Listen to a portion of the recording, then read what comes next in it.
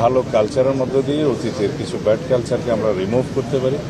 সেই জন্য আমরা নিজেদের মধ্যে আলাপ আলোচনা করি, এটাকে পির লার্নিং বলে আর কি, নিজেরা আলাপ করি এবং শিখি।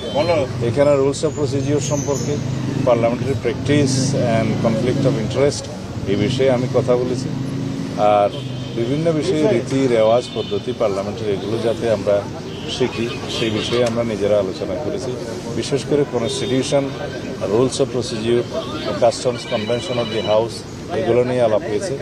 এবং তার সাথে পৃথিবীর বিভিন্ন পার্লামেন্টের যে সমস্ত পার্লামেন্টের রেফারেন্স আমরা দিয়ে থাকি, হাউস অফ কমন্স এবং বিভিন্ন দেশ যারা স্ট্রং গণতন্ত্রের চর্চা করে থাকে সেই সমস্ত দেশের পার্লামেন্টারি প্র্যাকটিসের উপর আমরা কথা বলেছি। রেফারেন্স বুক আমরা দিয়েছি, বাংলাদেশে অনেক কিছু রেফারেন্স বুক আছে সেগুলো কথা বলেছি।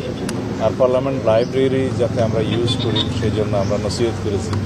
এইভাবে আমরা নিজেদের মধ্যে নিজেরা আলোচনা করে নিজেদেরকে স্ট্রেনথেন করার জন্য, এনরিচ করার জন্য পার্লামেন্টারি প্র্যাকটিসে সেই চেষ্টাটা আমরা চালু রাখছি।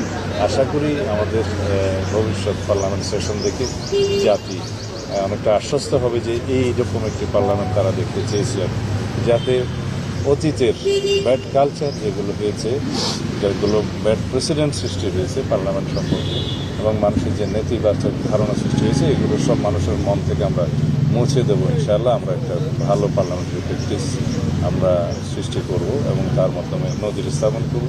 আর জাতির জন্য আমরা বেস্ট কন্ট্রিবিউশন যাতে করতে পারি এই পার্লামেন্টের মধ্যে দিয়ে সেই চেষ্টা করছি।